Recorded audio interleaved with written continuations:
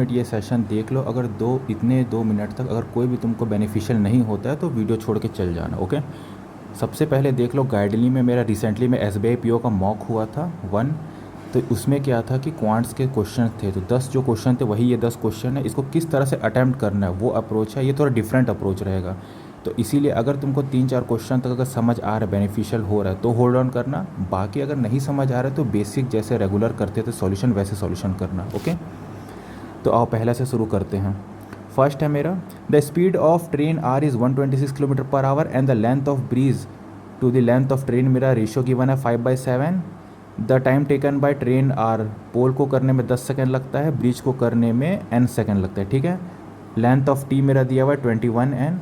Find the length of train T, तो T ही निकालना है तो मेरे को n का वैल्यू निकालना है। ओके, तो अब देखो डायरेक्टली मेरा लेंथ ऑफ ब्रिज है 5 और लेंथ ऑफ ट्रेन है 7। ठीक है, तो 7 मेरा हो गया, मतलब 7 यूनिट करने में मेरे को 10 सेकेंड लग रहा है, तो मेरे को 12 यूनिट करने में 120/7 सेकेंड लगेगा। तो यही मेरा n का वैल्यू आ गया। तो 21 इंटू 120/7, तो 7 3 जा 3 12 3 36 मेरा आंसर होगा दिस वन।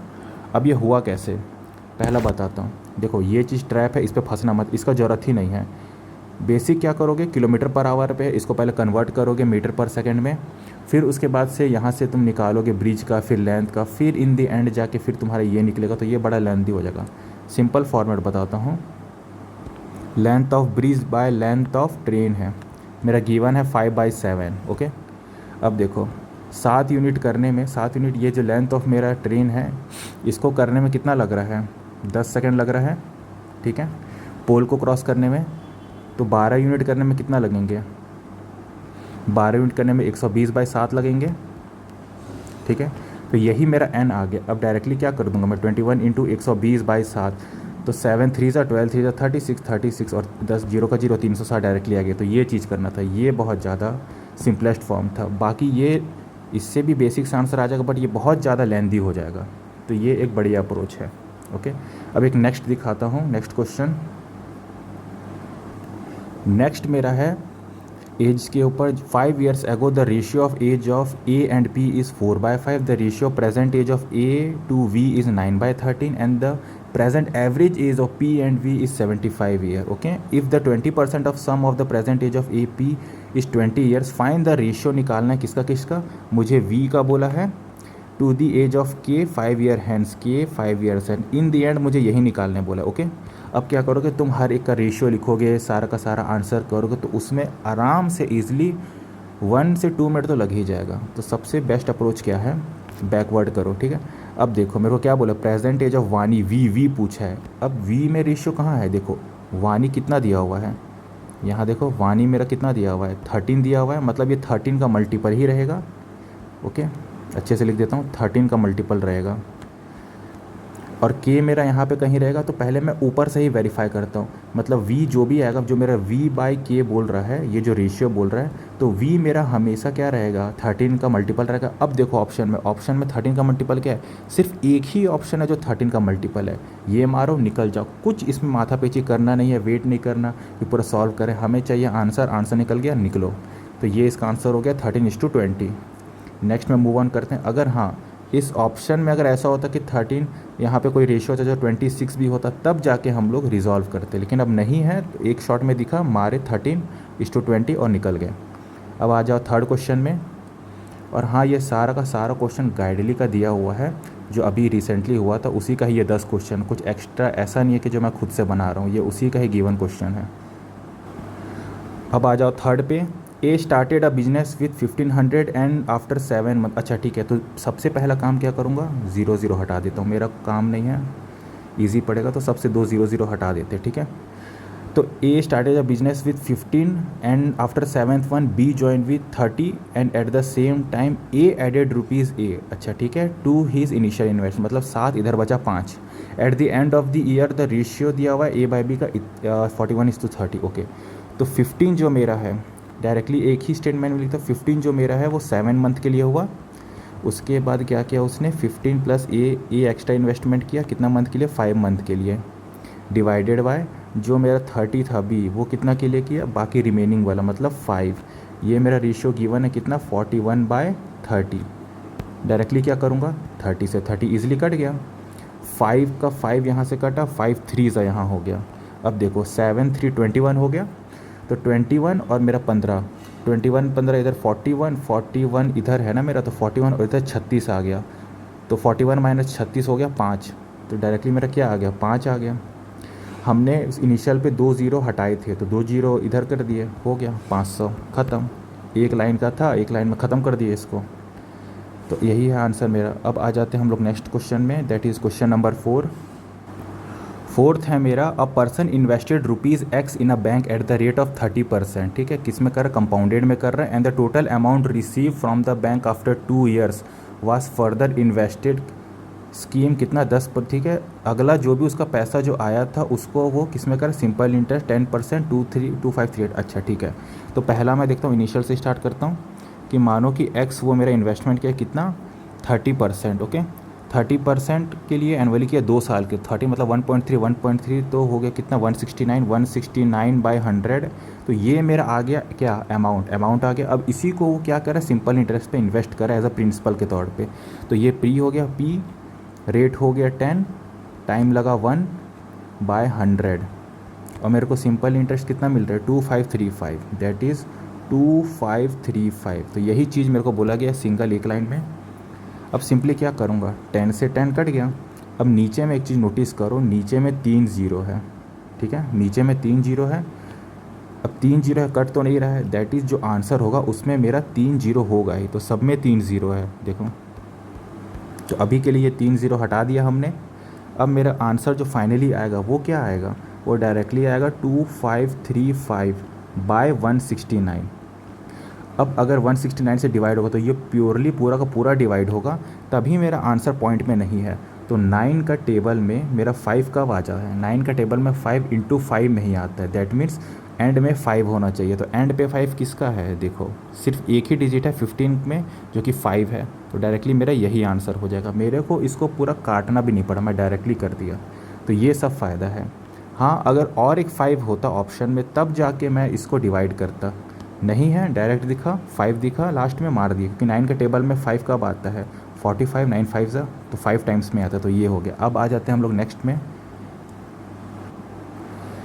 तो ये क्वेश्चन बोलता है the speed of the river is 4 km/h, ठीक है, वाई मेरा ये है। If the speed of a boat in still water is increase by 7, अच्छा 7.14 है, ठीक है, ये देख लेना, ये अलग अलग नहीं है, ये तुम्हारा, इसको लॉक कर देता हूँ, ये तुम्हारा 7.14% है, ठीक है। तो a boat in still water increase by 7.14%, the time taken by the boat to cover 260 kilometre upstream become 10 hour, ठीक है। तो 26 ये तुम्हारा x माइनस वाई हो जाएगा। Find the time taken by the boat to cover 160 in downstream is original speed, okay. तो finalise, मेरे को फाइनल में क्या बोला, मेरे को क्या निकालना है, find the time taken, time निकालना है। तो टाइम क्या होगा, टाइम मेरा डिस्टेंस क्या आ गया, 160 किलोमीटर, ठीक है, बाय स्पीड। अब मेरे को स्पीड निकालना है। अब देखिए यहाँ पे क्या बोला है, मेरे को गिवन क्या था कि if the speed of a boat is increase by 7.14%, तो 7.14% कितना होता है, 1/14 होता है। तो मेरा जो स्पीड रहेगा, स्पीड को मान लेता हूँ x डिवाइडेड बाई ओरिजिनल, ठीक है। तो 1/14 था ना, तो 1/14 होता है 7.14, तो अगर ये 14 है तो इंक्रीज़ मेरा कितना होगा, 15 होगा, ओके, क्योंकि 1 से इंक्रीज़ हुआ है, तो 1 + 1/14 ऐसे भी कर सकते हो उसको, अगर जिसको नहीं समझ आ रहा है। 1 + 1/14 इंक्रीज़ किए हैं, इससे इंक्रीज़ हुआ है, ये भी मान लेना। तो ये मेरा जो चीज़ आ गया, ये देखो, ये मेरा निकालने बोला है, ठीक है। अब इसमें मुझे क्या बोला गया है, देखो 160 kilometre downstream at original speed, original speed मेरा क्या है, इसको ई मान लेते हैं, 14 E। तो यहाँ मैं लिख दिया स्पीड क्या हो जाएगा, 14 E, ठीक है। ये हो गया स्पीड ऑफ बोट। और स्पीड ऑफ स्टीम कितना है, स्पीड ऑफ स्टीम देखो यहाँ लिखा हुआ है, वाई का वैल्यू 4 है। तो इन दी एंड मुझे ये चीज़ निकालना है, मुझे निकालना है क्या रहेगा, टाइम। तो सिंपली क्या है, मैं सॉल्व करने के बजाय डायरेक्ट क्या करता हूँ, एक रैंडम शॉट लेके ई का वैल्यू पहले 1 ले लेता हूँ, तो 14 + 1 हो जाएगा 15, ठीक है, 14 + 4 हो जाएगा ये तुम्हारा 18, और 160/18, 160/18 तो फ्रैक्शन में आएगा, तो ये मेरा आंसर नहीं होगा, क्योंकि मेरा टाइम जो है फ्रैक्शन में नहीं है। ई का वैल्यू 2 ले लिया, 14 2 ज़ा 28, 28 प्लस 4 32, तो 160 डिवाइडेड बाय 32, दैट इज़ ये 2 टाइम्स मतलब 10 का हाफ हो गया 5, दैट इज़ 5 आवर। लो यहीं आ गए, डायरेक्ट ही आ गया, कुछ नहीं करना पड़ा। तो ये मेरा आंसर आ गया। अब क्या करते हैं, अब इसमें कुछ नहीं करना है। इसमें क्या होता है इनिशियल में कि पहले मैं स्पीड का निकालता, फिर बोट का निकालता, तो सारी चीज़ें करके अपस्ट्रीम स्पीड से मेरे को सारा निकालना पड़ता, फिर ये मेरा आ जाता कि इंक्रीजिंग स्पीड एग्जैक्टली कितना है, डिक्रीजिंग कितना, तो ये सारी चीज़ें करनी पड़ती। उससे बेनिफिशियल था, मुझे एंड रिज़ल्ट पता था कि एंड में मुझे ये निकालना है, ठीक है। तो ई का वैल्यू एक बार पुट करके देख लेता हूँ। अगर ई का वैल्यू पुट करके आ गया तो मेरा बहुत सारा टाइम और सेकंड्स बच जाएंगे। ईजिली तुम्हारा 20 सेकंड्स में ये क्वेश्चन बन जाएगा। आ जाओ नेक्स्ट क्वेश्चन में।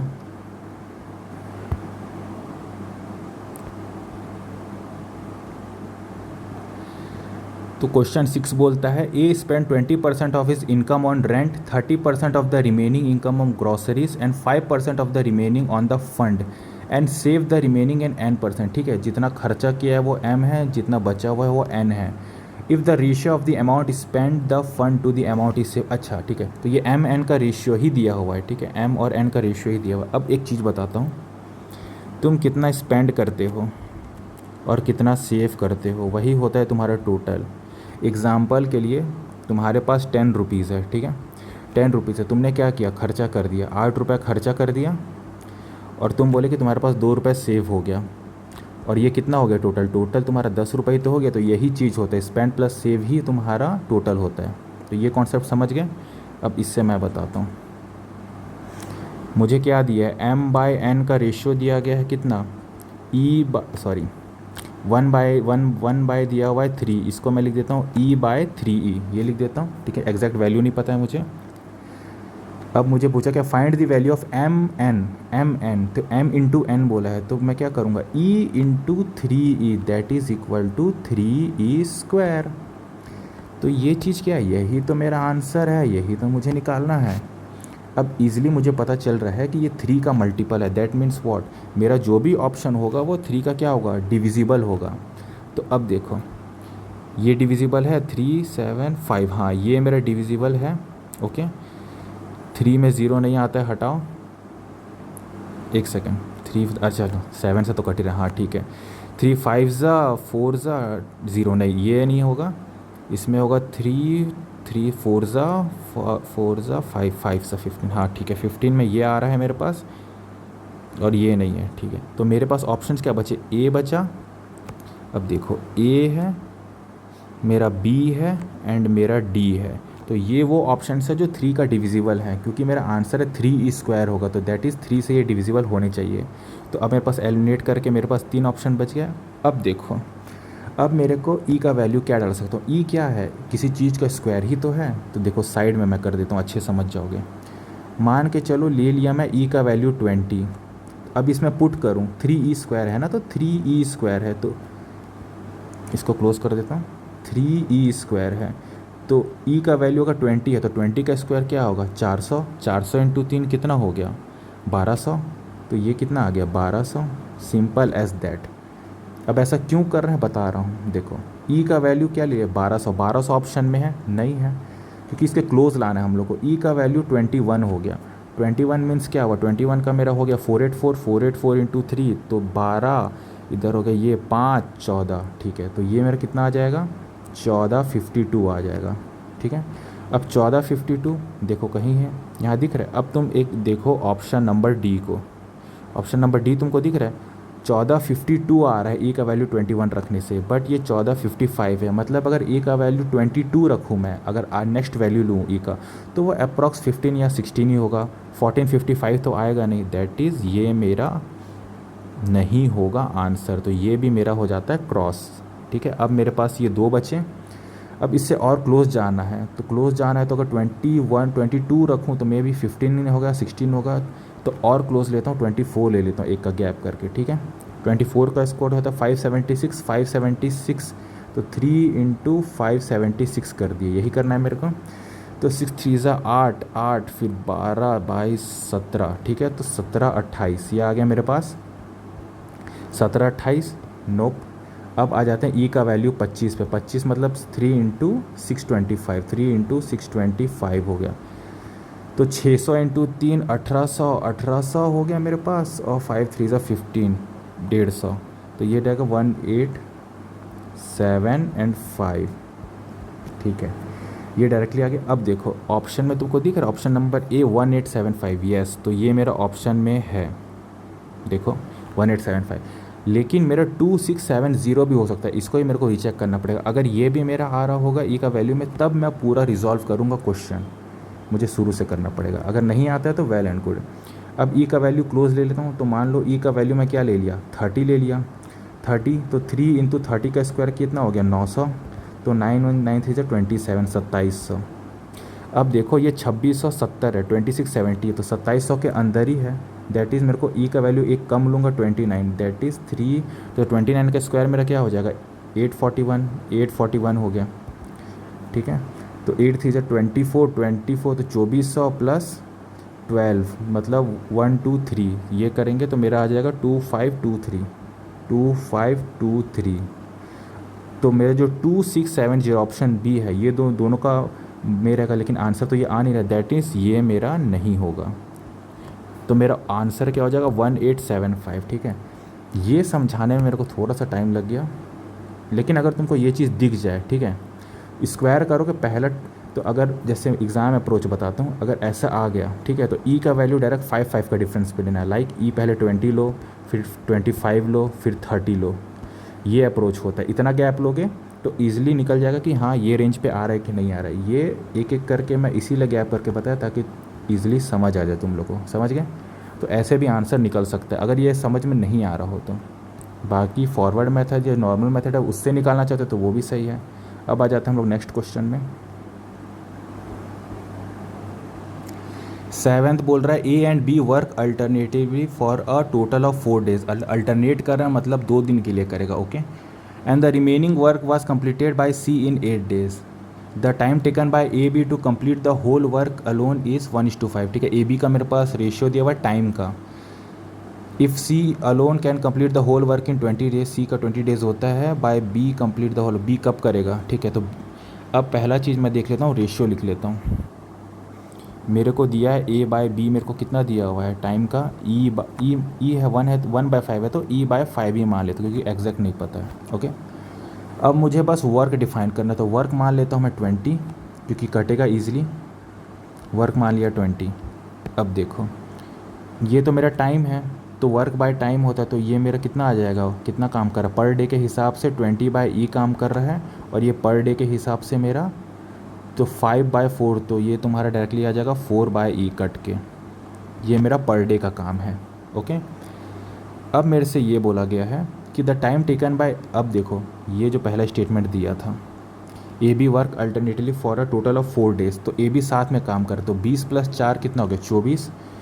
24/E ये कितना दिन के लिए काम कर रहा है, 2 दिन के लिए, क्योंकि अल्टरनेट काम कर रहा है ना, इस वजह से। उसके बाद सी काम कर रहा है मेरा 8 डेज़ के लिए। अब सी का देखो, सी मेरा इधर, सी का मेरा कितना वर्क गिवन है, सी मेरा 20 डेज़ में कर रहा है। ठीक है, तो 20 डेज़ मतलब 20/21 आ गया, यहाँ लिख देता हूँ, ये आ गया 1। ठीक है, तो सी मेरा कितना दिन के लिए काम करेगा, 8 दिन के लिए 1 वर्क करेगा, तो 8 आ जाएगा डायरेक्टली, और टोटल वर्क कितना हो गया 20। अब देखो इधर से क्या हुआ, 24 इधर। अब क्या करूँगा, अब 8 को उधर भेज दूँगा, 8 को उधर भेज दिया तो 12 हो गया। ठीक है, तो 12 से 24 दुगना कट गया, दुगना 2 2 4 हो गया, ई का वैल्यू क्या आ गया मेरे पास, डायरेक्टली 4 आ गया। एंड फाइनलाइज पूछा है कि बी अलोन कितना करता है, तो बी मेरा कितना अलोन करेगा, टोटल वर्क है 20, और बी का मेरा कितना गिवन था, 4/E था ना, तो 4/E, ई का वैल्यू 4 ही है, तो 4 से 4 कट गया, that is 20 days, simple as that, आ गया 20 डेज। तो ये है इजली मेथड, कुछ उतना ऐसा फ्रैक्शन से रिलेटेड नहीं करना पड़ा, सिंपल स्ट्रेट लाइन में था, आंसर आ गया मेरा। नेक्स्ट देखते हैं हम लोग। क्वेश्चन 8 बोल रहा है the total surface area of the cube is इतना and the ratio of side of cube and height का रेशियो दिया हुआ है। If the volume of cylinder is 1900 more than, कितना है volume of cube, find the curve surface area of the cylinder. तो आखिरी में कर्व सरफेस एरिया निकालना है। अब एक चीज़ बता दो तुमको, ये देखो ये मेरा सर्कल है, ठीक है। सर्कल का मुझे क्या पता है, सर्कल का मुझे पता है एरिया। अब देखो एरिया होता है पाई आर स्क्वायर और तुम्हारा जो कर्व ये सरकमफेरेंस होता है 2 पाई आर। अब एक चीज़ तुमको कॉन्सेप्ट बताता हूँ। अगर ये मेरा सर्कल है, ठीक है, इसका है 2 पाई आर, इसके ऊपर और एक लेयर लगा दिया मैं, क्या सर्कल का है जो कि 2 पाई आर का है, फिर और एक लेयर लगा दिया सर्कल का, फिर और एक लेयर लगा दिया, फिर और एक लेयर ऐसा लेयर कर करके ये मेरा क्या बन जाता है, ये मेरा बन जाता है सिलेंडर। ठीक है, तो हम लोग क्या चीज़ इंक्रीज़ कर रहे हैं, बस एक ही चीज़ तो है जो मेरा इंक्रीज़ हो रहा है, जो कि हाइट ऐड की है। दैट इज़ जब मेरे को पूछा जाए सरकमफेरेंस या फिर टोटल सरफेस एरिया सिलेंडर का कुछ पूछे मुझसे, तो ये क्या होता है मेरा 2 पाई आर जो कि सर्कल का होता है, और एक्स्ट्रा क्या हो रहा है एच, तो यही चीज़ होता है, रटने का ज़रूरत नहीं रहता है सर्कल। उसी तरह अगर वॉल्यूम पूछे तो वॉल्यूम मेरा पाई आर स्क्वायर होता है सर्कल का, और इसी तरह वॉल्यूम सिलेंडर का क्या होता है पाई आर स्क्वायर, एडिशन क्या हो रहा है एच का, क्योंकि मेरा एच ही है जो लेयर बना रहा है ऊपर तक, ये होता है। ठीक है, तो ऐसे रटना नहीं है, जो चीज़ दिखे पहले समझो। अब आ जाते हैं इसको सॉल्व करने पे, इसको मिटा देता हूँ, ये तो बस समझाने के लिए था। तो पीछे से शुरू करते हैं। Find the curve surface area of the cylinder. तो कर्व सरफेस क्या होता है 2 पाई आर एच होता है, अभी हमने देखा था। और मेरे को जो रेशियो दिया हुआ है side of cube and height of cylinder, side of cube क्या हो गया ए हो गया, हाइट ऑफ सिलेंडर एच हो गया, दैट इज़ गिवन है 10/7। डायरेक्टली इसको 10e/7e बोल देता हूँ। ओके, तो अब इन दी एंड मुझे क्या चाहिए, ये मेरा आंसर है। ठीक है, तो अब एक चीज़ दिखाता हूँ, 2 × 22/7, रेडियस मुझे पता नहीं है, हाइट मेरा है 7e। ओके, तो क्या होगा 7 से 7 कट जाएगा मेरा, 7 से 7 कट गया। अब मेरा क्या आ गया यहाँ पे, तो ये मेरा कट के क्या आ गया 44RE, यही तो मेरा आंसर है। दैट मीन्स मेरा जो आंसर होगा वो 44 का मल्टीपल होगा, और या फिर मैं कहूँ 11 का और 4 का मल्टीपल होगा। तो 11 का मल्टीपल देखो, ऑप्शन ए 11 का मल्टीपल है, यस।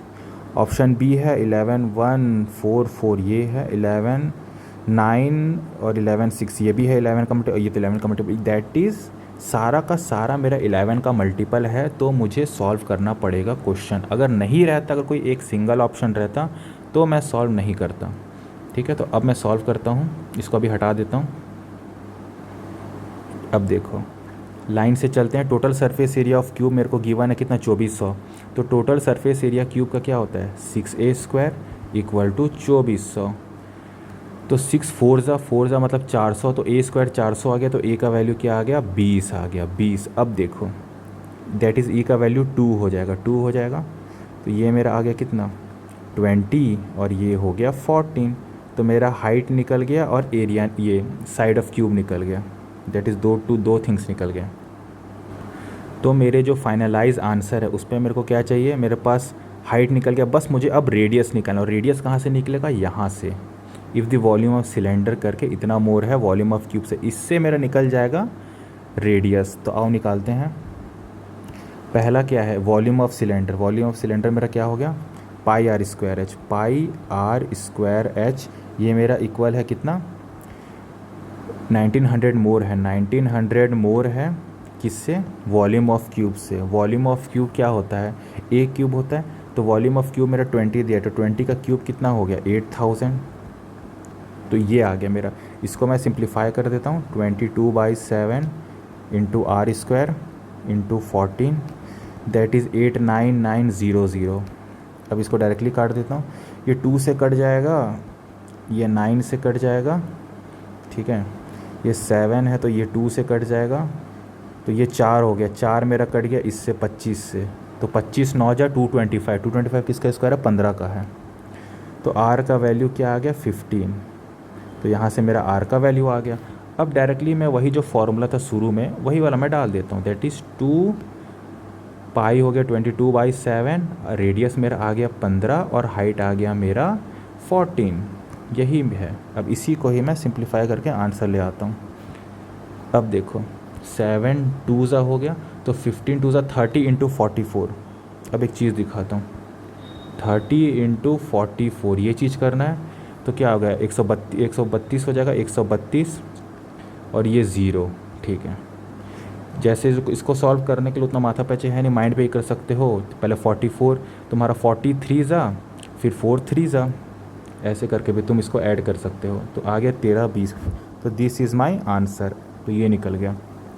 ये सब क्वेश्चन था कि हाँ, ये सब जब लास्ट मिनट वाले हैं, जब क्वेश्चन सारे तुम्हारा हो जाए सिंपली वाला, उसके बाद ये सब अटैम्प्ट करना चाहिए। आ जाओ नेक्स्ट में। ये क्वेश्चन देखो, the simple interest receive on X at 15% per annum for 3 year is 165 more than simple interest इतना रुपीज़ फॉर 12% 4 ईयर। अच्छा, ठीक है। मतलब कहना चाह रहा है कि अगर मेरे पास एक्स रुपीज़ है जिसको 15% रेट ऑफ इंटरेस्ट पे 3 साल के लिए करूँ, ठीक है, ये मेरे को कितना देगा, 165 मोर देगा। किससे? जब मैं x माइनस 500 को 12% रेट के 4 साल के लिए 100 में करूँ, ठीक है। तो यही मेरे को निकालना है, और यहाँ से मेरा क्या आ जाएगा, x का वैल्यू निकल जाएगा। तो यहीं से मुझे x का वैल्यू निकालना है। आगे क्या बोला, कुछ दिया हुआ है क्या, ही देन इन्वेस्टेड x, उसके बाद किया उसने x जो मेरा वैल्यू जो भी आएगा उसको क्या किया, 10% पर एनम पे 2 साल के लिए किया, मतलब 121 किया, ठीक है। 121/100 फाइंड दी अमाउंट, यही मेरा अमाउंट है। इंट दी एंड मेरे को आंसर यही निकालना है। तो अब देखो यहाँ से मेरे को क्या पहला चीज़ क्या पिन पॉइंट हो गया कि मेरे को जब ये निकालना है, दैट इज़ ये 121 का मल्टीपल है, ये मेरे को मिल गया। दैट इज़ 121, दैट इज़ 11 का ये मल्टीपल है। तो जो भी मेरा आंसर होगा वो मेरा क्या होगा, 11 से डिविजिबल होगा। पहला देख लो, 11 2 ज़ा 3 ज़ा 7, ये नहीं है। 11 3 ज़ा, फिर 3 ज़ा हो गया, 7 6 ज़ा, नहीं ये भी नहीं है। 11 2 ज़ा, फिर 11 ये, फिर 11 5 ज़ा, हाँ दिस वन इज़ द जो 11 से डिविजिबल हो। अगर और डिविजिबल हो रहा होगा तब मैं x का वैल्यू निकालूंगा, नहीं तो नहीं निकालूंगा। 11 फिर देखते हैं नेक्स्ट में ऑप्शन डी, 11 2 ज़ा, ये ज़ा 5 ज़ा, नहीं ये नहीं है। 11 3 ज़ा 33, 0 ज़ा, ये नहीं, ये भी नहीं है। तो एक ही ऑप्शन है जो 11 का डिविजिबल है, तो यही को मार के मैं निकल जाता हूँ। मेरे को ये पूरा इक्वेशन सॉल्व करने का ज़रूरत नहीं पड़ा। मैंने देखा कि इन दी एंड बोला है कि जो भी आया उसको मैंने क्या किया, 10% से 2 साल के लिए किया कंपाउंड। और मुझे पता है अगर ऐसा है तो मेरा ये 11 से डिविजिबल होगा ऑप्शन। तो कौन सा देखा, चेक किया, ये एक सिंगल आया, मार के निकल गया। ओके, अब आ जाते हैं नेक्स्ट क्वेश्चन में। अब ये है डिस्टेंस का क्वेश्चन, देखने में तो लॉन्ग लग रहा है। अब देखते हैं क्या है इसमें। The distance between point F and G is 540 kilometre, ठीक है। एफ जी का डिस्टेंस दे दिया है। अब person cover some part of the distance by bus, ठीक है। पहला पार्ट, कुछ पार्ट बस से कर रहा है, कुछ पार्ट बाइक से कर रहा है। If the total time taken by the person to cover the complete the distance is 7 hour, तो टोटल 7 घंटा लग रहा है बस से करने और बाइक से टोटल मिला के 7 घंटा है। द स्पीड ऑफ बस दिया हुआ है एंड स्पीड ऑफ बाइक दिया हुआ है। Distance covered by the person in bike. अब देखो डिस्टेंस मुझे क्या पूछा है, बाइक से पूछा है, ठीक है। तो डिस्टेंस क्या होता है, स्पीड किसका, बाइक का, इनटू टाइम किसका, बाइक का। अब मेरे पास गिवन है, उसने कहा है स्पीड ऑफ बाइक मेरा गिवन है कितना, 72। तो स्पीड ऑफ बाइक मेरा 72 है इनटू टी बाइक का, ठीक है। अब मुझे नहीं पता टाइम बाइक को कितना लग रहा है, बट मुझे ये पता है कि स्पीड ऑफ बाइक 72 है। दैट मीन्स वो 72 का मल्टीपल होगा, इतना तो कंफर्म है। अब क्या करता हूँ, अब बस मैं ऑप्शन चेक कर लेता हूँ कि 72 का मल्टीपल क्या है।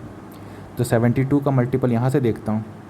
देखो सिंपल, अगर इसको फास्ट वे में करूँ तो 72 का मल्टीपल अगर मैं करूँ लास्ट डिजिट मेथड से, देखो इनटू 1 करूँ, तो लास्ट डिजिट मेथड से क्या आ रहा है, 2 आ रहा है। M R right?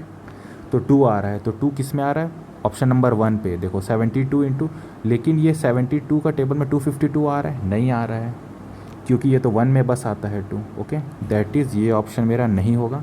बाकी लास्ट देखो 8 है, 8 कब आता है, तो 72 में किस में 8 आता है मेरा, 4 में। जब हम लोग 4 में मल्टीप्लाई करते हैं तो 4 में जब मल्टीप्लाई करो क्या होगा, 4 2 ज़ा 8, 7 4 ज़ा 28, 288, डायरेक्टली मेरा 288 आ गया, ख़त्म, कुछ झंझट ही नहीं।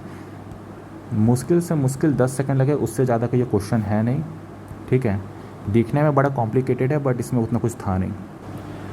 सो अगर ये सेशन बेनिफिशियल रहा तो इसी तरह का प्रीवियस में भी कुछ वीडियोस था, आगे और ऐसे ही लाऊंगा। तो एक चीज़ बस मैं पिन पॉइंट कर देता हूँ, याद रखना, एग्ज़ाम पॉइंट के व्यू के हिसाब से बता रहा हूँ। कभी भी तुम्हारा नॉलेज एग्ज़ाम हॉल पे उतना मैटर नहीं करता है, अप्रोच मैटर करता है कि तुम्हारे पास, हाँ मैं ये भी बोलता हूँ कि मेरे से बेटर नॉलेजेबल बहुत हैं इस फील्ड में, क्वांट में, बट बात है अप्रोच कैसा है, क्योंकि मेरे पास लिमिटेड ही टाइम है ना एग्ज़ाम हॉल पे, मेरे पास 20 मिनट है। आज की डेट में अगर मेरे को तुम 1 घंटा दे दो और बोलो कि क्वांट बनाओ, मेरे को क्वांट बनाओ, सारे क्वेश्चंस बनाओ, मैं ईज़िली बना सकता हूँ, बट लिमिटेड टाइम की वजह से मुझे कम से कम टाइम में ही सारा रिजॉल्व करना है, तो वो चीज़ मैटर करता है। तो याद रखना, हमेशा अप्रोच करता है। तुम्हारा अगर कोई ऐसा अप्रोच है जो तुम ट्रेडिशनली चला आ रहे हो, तो चेंज करो कि हाँ उसको थोड़ा इस मेथड से करो कि वो मेरा जल्दी से जल्दी रिजॉल्व हो जाए। अगर मेरे को पहले लगता था 2 मिनट या 1 मिनट, तो मैं कोशिश करूँगा उसको मैं 30 सेकेंड्स में करूँ, कुछ और मेथड डाल के। वो चीज़ इनिशियल पे थोड़ा हेक्टिक लगता है कि कुछ नया चेंज हो रहा है, बट धीरे धीरे करोगे तो सारी चीज़ें क्या होगी, बेटर होने लगेगी और तुम्हारा स्पीड भी कम हो जाएगा। और ये सारी जो चीज़ें मैंने की हैं वो चीज़ें तुमको दिखने लगेगी। तुमको ये नहीं करना पड़ेगा कि जो लिखा हुआ फिर मैं उसको सॉल्व कर रहा हूँ शुरू से लेकर लास्ट तक। तुमको सारी चीज़ें दिखने लगेगी कि क्या मुझे चाहिए और क्या मुझे सॉल्व करना है। सिर्फ मेन पॉइंट ही है जो मुझे सॉल्व करना है, बाकी सारी चीज़ों से मेरे को मतलब नहीं है, ठीक है। तो याद रखना, एग्ज़ाम पॉइंट के व्यू के हिसाब से ही बता रहा हूँ। जितनी कोशिश हो सको पहले बेसिक अगर जो भी क्लियर है वो तुम्हारा क्लियर है, तब ये सब वीडियो देखो, बेनिफिशियल बहुत ज़्यादा होगा। बाकी इसी तरह का अगर सेशन चाहिए तो मेरे को बता देना। इन फ्यूचर जो भी जैसे चाहे गाइडली हो, ऑलिव बोर्ड हो, टेक्स्ट बुक हो, उसमें कोई सा भी एग्ज़ाम का लाइक बैंकिंग से रिलेटेड या एसबीआई या फिर तुम्हारा आईबीपीएस या फिर तुम्हारा हो गया क्लर्क लेवल का कुछ भी आए क्वांट का, तो इसी तरह मैं ऐसे ही बना दूंगा और एज अ शॉर्टकट या फिर एज अ सिंपलेस्ट वे में बता दूंगा कि कैसे तुम इसको ईजिएस्ट वे में कर सकते हो कम टाइम में, ठीक है। तो अभी के लिए इतना ही करते हैं, आधा घंटा वैसे ही हो गया है। तो ये सब देख लेना तुम। फर्स्ट ऑफ ऑल जब भी इसको रिजॉल्व करो तो पहले क्वेश्चन देख के सॉल्व कर लेना, फिर ये मेथड देखना, ठीक है। तो अभी के लिए इसको एंड करते हैं। बाकी इसके रिगार्डिंग अगर कुछ इंक्वायरी हो, कुछ पूछना हो या फिर तुमको नहीं समझ आए वो मेथड, डायरेक्ट कमेंट कर देना मेरे को, मैं सिंपलेस्ट वे में या फिर जो होगा उस रिगार्डिंग मैं बता दूंगा वो चीज़, या वीडियो में बता दूंगा। ओके ठीक है, फिर चलते हैं।